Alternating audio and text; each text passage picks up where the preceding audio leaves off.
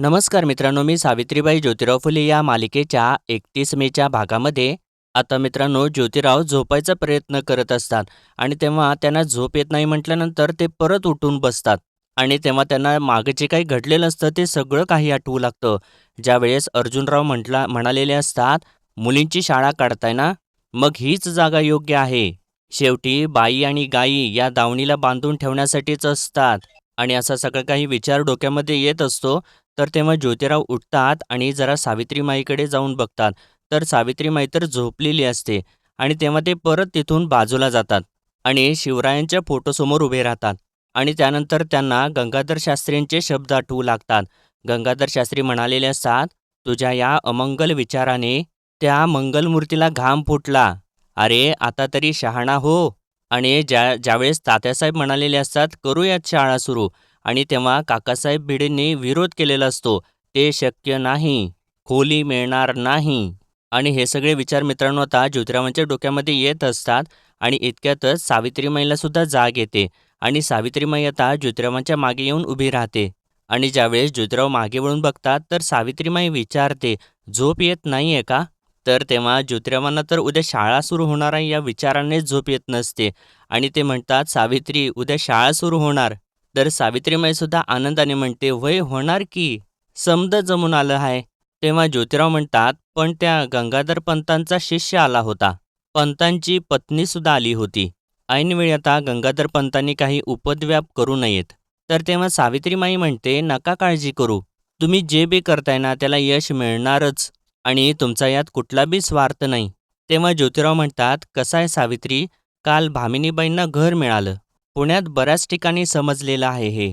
त्याचं काहींना आनंद झाला असेल, पण काहींना वाईटसुद्धा वाटलं असेल. आणि त्यामध्ये जे लोक तयार झालेत त्याच्यावरती गंगाधरपंत दबाव तर आणणार नाहीत ना? तर तेव्हा सावित्रीमाई म्हणते, त्यांना जे प्रयत्न करायचे ते करू देत. पण लोकांना आता शिक्षणाचं महत्त्व कळलेलं आहे. ते स्वतः आपल्या पोरींना घेऊन आले होते की हो. त्यांनी स्वतःहून आपणहून सांगितलं की. तर ज्योतिराव म्हणतात, भावनेच्या भरात काही पालक आले असतील, पण रात्री काहीही घडू शकतं सावित्री. म्हणजे आपल्याकडे येताना पालक म्हणून त्यांनी जी काही हिंमत दाखवली, ती हिंमत मुलींना शाळेत घेऊन येताना कमी पडली तर? तेव्हा सावित्रीमाई आता ज्योतिरावांना धीर देते आणि म्हणते, मालक माझं जरासं ऐका, हे समदे विचार बाजूला ठेवा आणि शांतपणाने झोपा.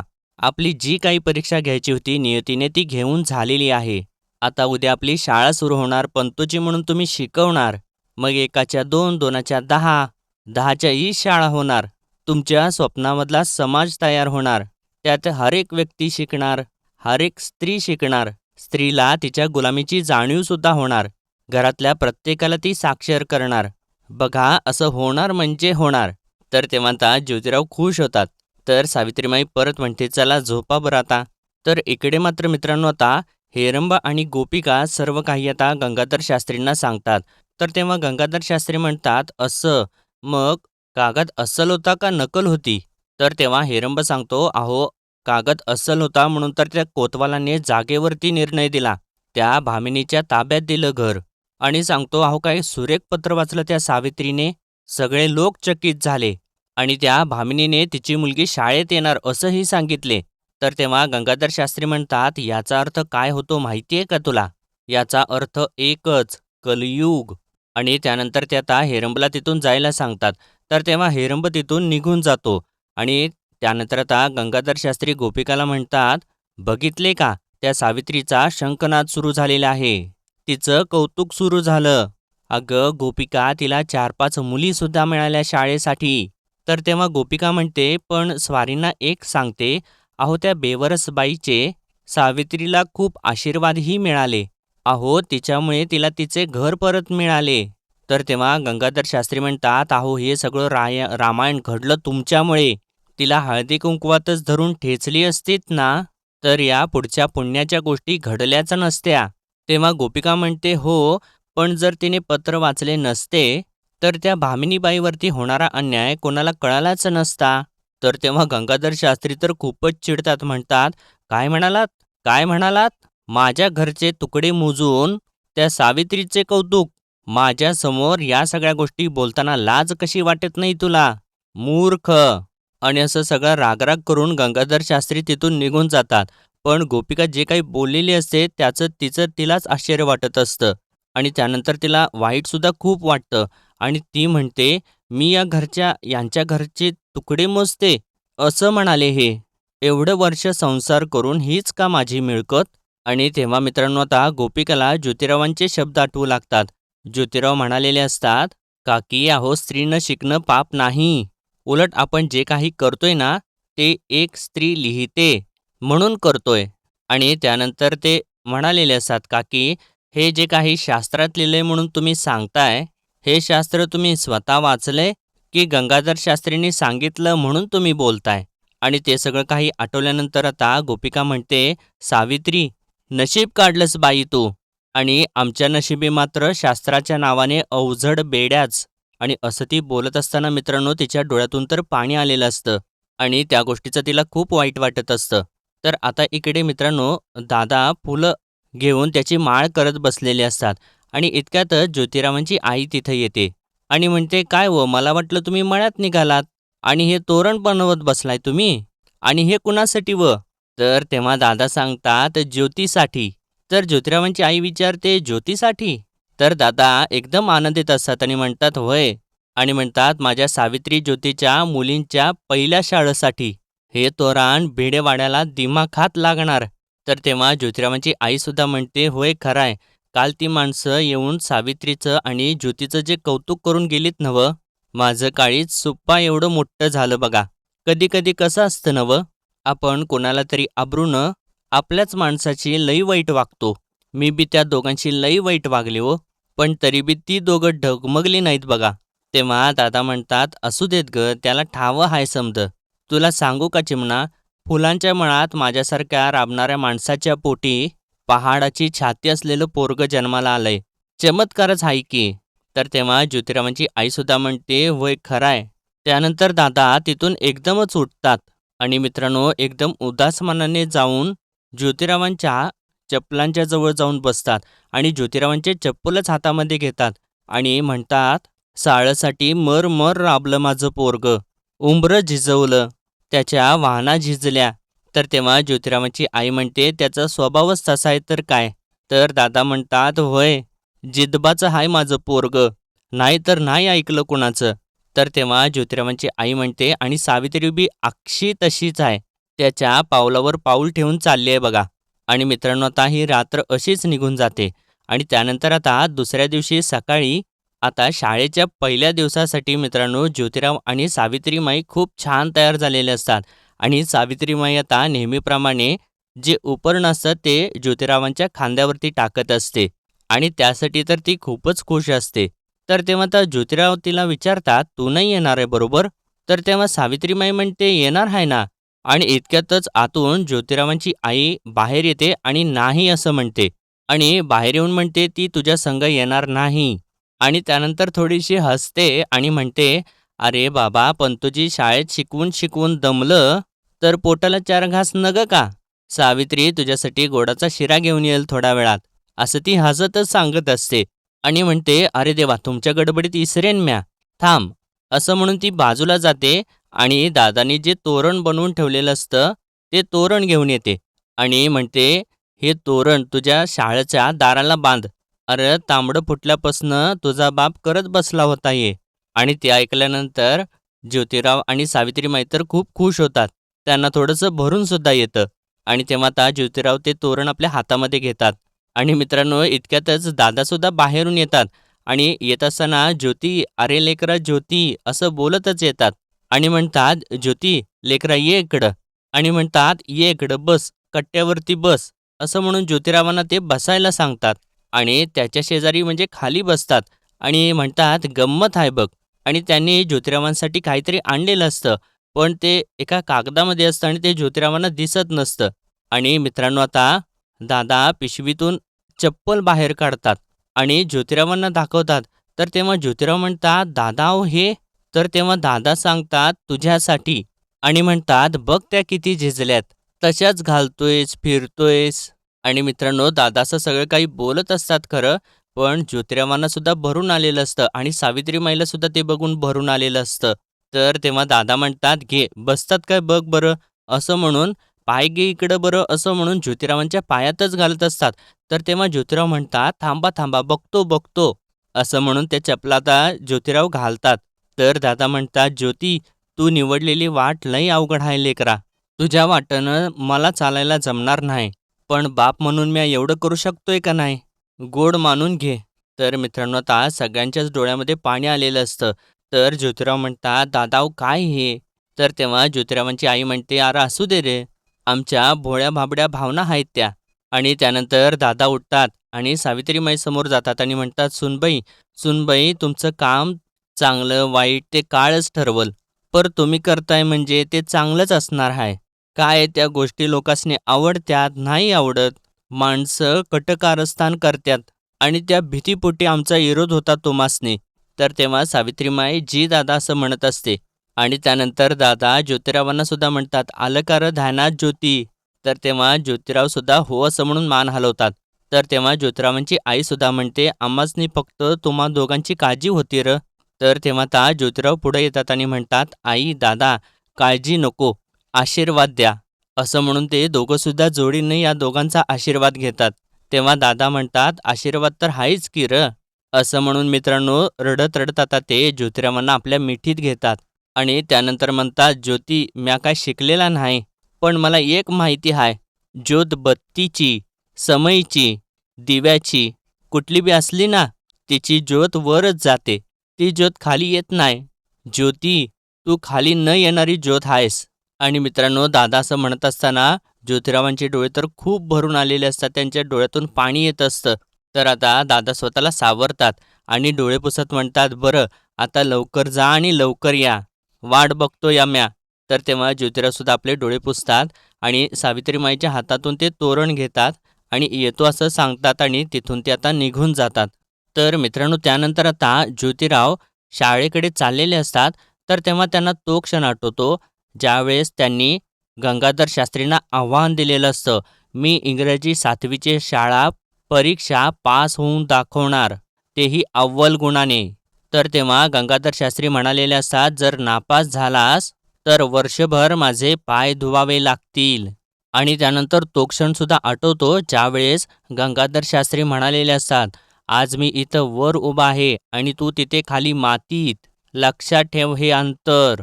आणि त्यानंतर ज्योतिरावांना वरातीमध्ये धक्का दिलेला असतो आणि त्यांना घसटत नेलेलं असतं, तो क्षणसुद्धा त्यांना आठवतो.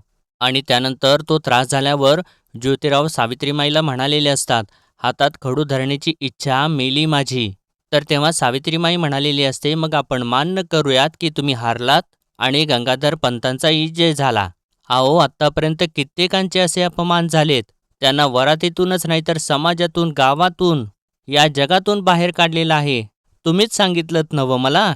आणि त्यानंतर सावित्रीमाई ते उपरणं हातामध्ये घेऊन म्हणालेली असते, मालक आता हे उपरणं राहिलेलं नाही, ही वेदना आहे आणि ज्याला वेदना मिरवता येते तोच खरा माणूस. आणि मित्रांनो आता हे सगळं काही आठवत ज्योतिराव शाळेच्या दिशेने चाललेले असतात. आणि त्यानंतर विनायक जे बोललेला असतो ते सुद्धा आठवू लागतं. विनायक म्हणालेला असतो, अरे राजारामा तुला सांगून ही आज फुलं आणलीच की रे. आणि त्यानंतर हेरंब म्हणालेला असतो, सर्वांचे मायबाप तर गंगाधर पंत आहेत आणि त्यांना जर हे सगळं काही कळालं ना, तर काल फुले तुडवली, आज तुला तुडवतील, चल निघ. आणि त्यानंतर सभामंडपातला क्षणसुद्धा आठवतो. आचार्यांनी विचारलेलं असतं, तो ब्राह्मण कोण ज्याच्या घरी लग्न होते?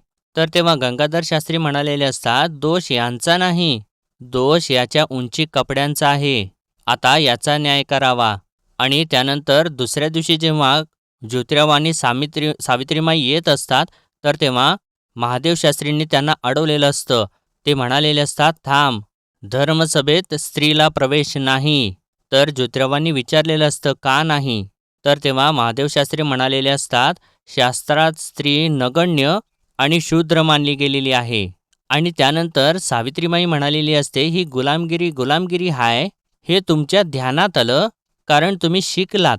आणि तसं असेल तर समाज शिकला म्हणजे? तर तेव्हा ज्योतिराव म्हणालेले असतात, सावित्री आपण सुद्धा स्त्रियांना गुलामगिरीतून मुक्त करायचं. तर तेव्हा सावित्रीमाई म्हणते, आणि त्यासाठी त्यांना शिकायला लागल. तर तेव्हा ज्योतिराव म्हणालेले असतात, त्यासाठीच आपण मुलींची शाळा काढणार. आणि हे सगळं काही आता त्यांनी जेव्हा मोरोपंतांना सांगितलेलं असतं, तर तेव्हा मोरोपंत म्हणालेले असतात, "तू सांगितलंस तेव्हाच आमचं अनुमोदन झालं होतं. आम्ही तुझ्या सोबत आहोत. तू करशील ती पूर्व दिशा." आणि त्यानंतर ते जागा बघायसाठी गेलेले असतात. तर तेव्हा अर्जुनराव म्हणालेले असतात, "मुलींची शाळा काढताय ना? मग हीच गोट्याची जागा योग्य आहे. शेवटी बाई आणि गाई या दावणीला बांधून ठेवण्यासाठीच असतात." आणि त्यानंतर तात्यासाहेब भिडे म्हणालेले असतात, "तुमची शाळा सुरू करण्यासाठी तुम्हास कुठे जागा मिळत नसेल, तर तुमची शाळा सुरू करण्यासाठी जागा द्यायस तुम्हाला मी तयार आहे." त्यानंतर सावित्रीमाई म्हणालेली असते, "तुम्हाला प्रत्येक मजल्यावरच्या अंधाऱ्या खोलीत पणती लावायची होती ना व?" असं म्हणून तिने पणती तयार केलेली असते आणि ती ज्योतिरावांना दाखवलेली असते आणि तिने त्या खोलीमधला अंधार दूर केलेला असतो. आणि त्यानंतर आता देशमुख आजोबा जे असतात ते घरी आलेले असतात आणि ते म्हणत असतात, "माझी नात तुमच्या शाळेत घ्या आणि तिला शिकवा, हे सांगायला आलोय मी." आणि असा सगळा काही विचार करत करत मित्रांनो, ज्योतिराव आता भिडेवाड्यापर्यंत पोहोचतात.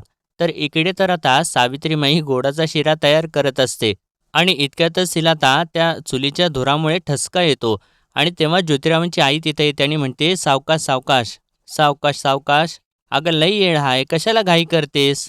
अगं अजून शाळा भरली नसल आणि ज्योतीला काय एवढ्यात भूक लागायची नाही. सावकाश." असं बोलून ती तिथून निघून जाते.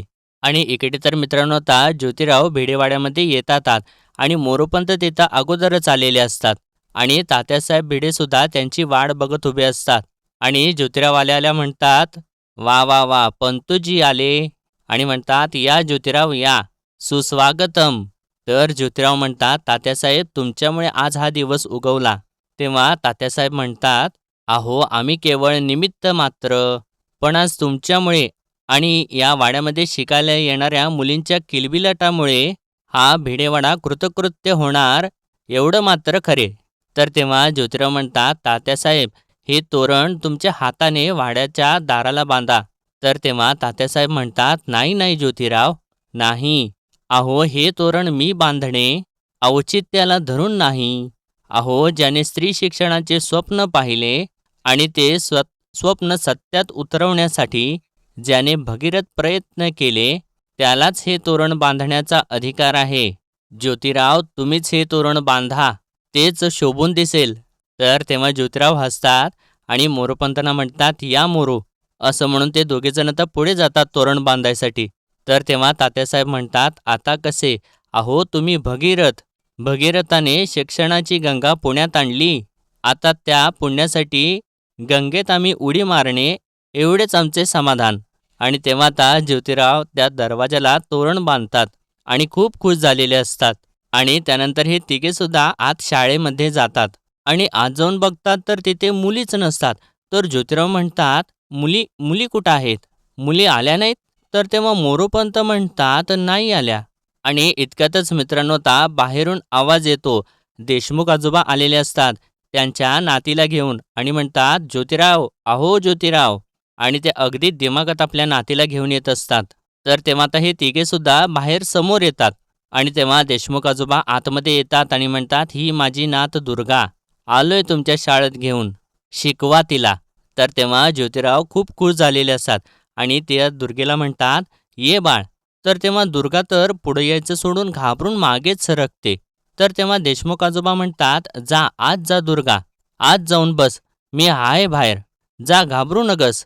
असं म्हणून तिला आतमध्ये ढकलून आतमध्ये बसायला सांगतात. तेव्हा मित्रांनो दुर्गा तर आतमध्ये लुटू जाते आणि आत जाऊन बसते आणि शाळा पूर्ण बघू लागते इकडे-तिकडे. आणि त्यानंतर मित्रांनो त्या दोन ब्राह्मण बायका ज्या असतात त्यासुद्धा आपापल्या मुलींना तिथे घेऊन येतात. आणि मित्रांनो त्या दोघीसुद्धा एकदम आनंदाने आपल्या दोन्ही मुलींना शाळेमध्ये बसवतात आणि त्या दोघी बाहेर निघून जातात. आणि तेव्हा मित्रांनो ज्योतिराव, मोरोपंत आणि तात्यासाहेब तिघेसुद्धा खूप खुश झालेले असतात. कारण मुलींच्या शाळेचा पहिला दिवस असतो आणि 3 मुली येऊन शाळेत बसलेल्या असतात. आणि मित्रांनो आजचा भाग इथेच संपतो आणि पुढील भागामध्ये आपण पाहणार आहोत ज्योतिराव आता शिकवायला सुरुवात करतात आणि म्हणतात, "चला अक्षर गिरवूयात." असं म्हणून ते फळ्यावरती अ काढतात आणि त्यानंतर ओला काना आ असं सुद्धा काढतात. इतक्यातच मित्रांनो बाहेरून सावित्रीमाई सुद्धा येते आणि ज्यावेळेस सावित्रीमाई आतमध्ये येते आणि बघते तर तिथं एक सुद्धा मुलगी नसते आणि ती एकदमच घाबरून विचारते, हे काय, मुली कुठं आहेत? तर तेव्हा ज्योतिराव सांगतात, पालक आपल्या मुलींना घरी घेऊन गेले. तर तेव्हा तात्यासाहेब सांगतात, मुलींना शिकवायला पुरुष पंतोजी नको आहेत म्हणे. आणि म्हणतात, मग ज्योतिराव मुलींना शिकवणार कोण? आणि मित्रांनो, आता इथे शिकवण्यासाठी सावित्रीमाई पुढाकार घेणार. तर मित्रांनो, आजच्या पुरतं एवढंच आणि भेटूया परत उद्याच्या भागामध्ये. तोपर्यंत आपल्या व्हिडिओला लाईक, शेअर आणि सबस्क्राईब नक्कीच करा. धन्यवाद.